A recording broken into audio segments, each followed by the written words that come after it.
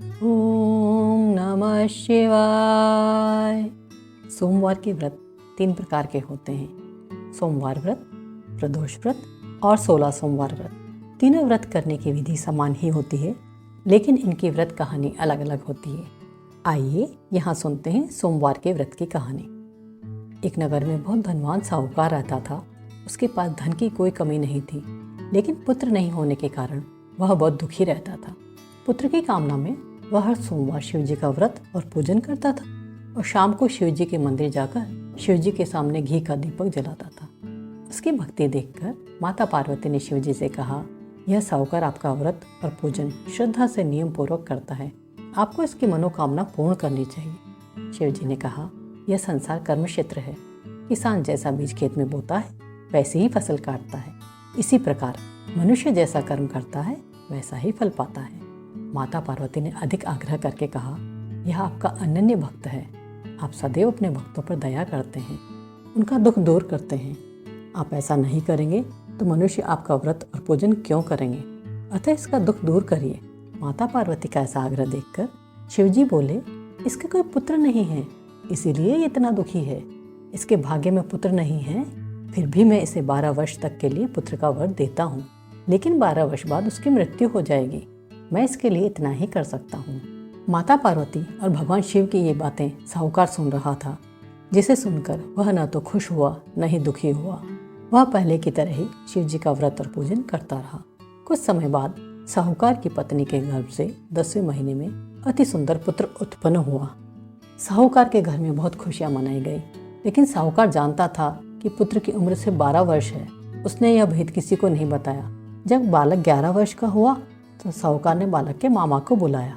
मामा को बहुत सारा धन देकर कहा कि इस बालक को काशी पढ़ने के लिए ले जाओ और रास्ते में जहाँ भी रुको वहाँ यज्ञ करवाना, ब्राह्मणों को भोजन करा के उन्हें दक्षिणा आदि देना।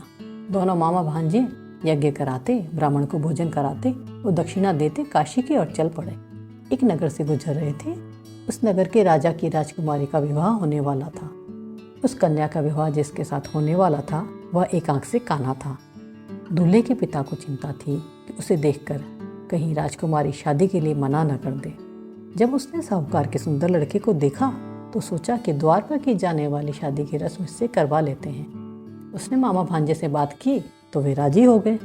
मामा ने दूल्हे के वस्त्र भांजे को पहना दिए और उसे घोड़ी पर बैठाकर कन्या के द्वार पर ले गए। द्वार पर होने वाली रस्म खुशी से पूरी हो गई। कान्हे राजकुमार के पिता ने सोचा, विवाह की रस्में भी इसी से करवा लें तो ठीक रहेगा। उसने मामा भांजे से फेरे तथा कन्यादान आदि की रस्में करवाने की प्रार्थना की और बहुत सारा धन देने की बात भी कही। दोनों ने सहर्ष इसे भी मान लिया और वे रस्में भी पूरी हो गई। भांजे ने राजकुमारी की चुंदड़ी के पल्लू पर लिख दिया कि तुम्हारा विवाह तो मेरे साथ हुआ है, लेकिन तुम्हें एक कान्हे राजकुमार के साथ भेजा जाएगा। मैं पढ़ने के लिए काशी जा रहा हूँ। राजकुमारी ने चुंदड़ी पर लिखा हुआ पढ़ा तो उसने कान्हे राजकुमार के साथ जाने से मना कर दिया। उसने अपने माता पिता को इस धोखे के बारे में बताया और कहा, जिसके साथ मेरा विवाह हुआ है वही मेरा पति है। राजकुमारी के माता पिता ने अपनी कन्या को विदा नहीं किया और बारात बिना दुल्हन के ही वापस लौट गई। मामा भांजे काशी पहुंच गए। लड़के ने पढ़ाई शुरू कर दी और मामा यज्ञ करने लगे। जिस दिन लड़के की आयु 12 साल की हुई, उसने मामा से कहा, मामा आज मेरी तबीयत ठीक नहीं लग रही। मामा बोले, अंदर आकर सो जाओ। लड़का अंदर आकर सो गया और थोड़ी देर बाद ही उसके प्राण निकल गए। मामा को पता लगा तो वह बहुत दुखी हुआ, लेकिन यज्ञ चालू होने के कारण वह रो नहीं सका। यज्ञ का काम समाप्त होने और ब्राह्मणों के जाने के बाद वह जोर जोर से रोने लगा। शिव पार्वती वहाँ से गुजर रहे थे। रोने की आवाज़ सुनी तो पार्वती जी बोली, महाराज कोई दुखिया है, उसका दुख दूर कीजिए।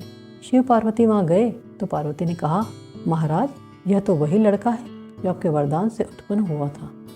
शिवजी बोले, इसकी आयु इतनी ही थी जिसे यह भोग चुका है।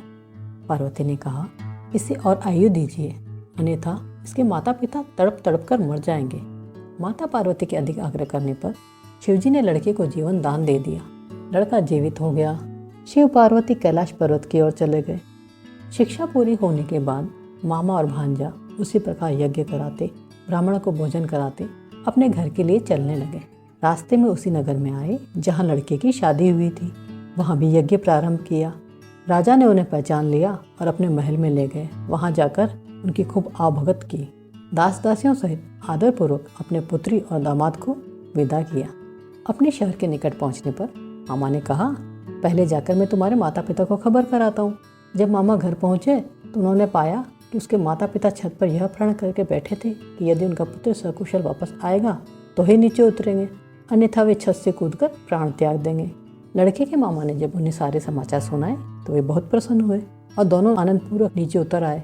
उन्होंने अपने पुत्र और पुत्रवधू का भरपूर स्वागत किया। सभी खुशी खुशी रहने लगे। जो भी सोमवार के व्रत को धारण करता है अथवा इस कथा को पढ़ता या सुनता है, उसके सब दुख दूर होकर मनोकामना पूर्ण होती है।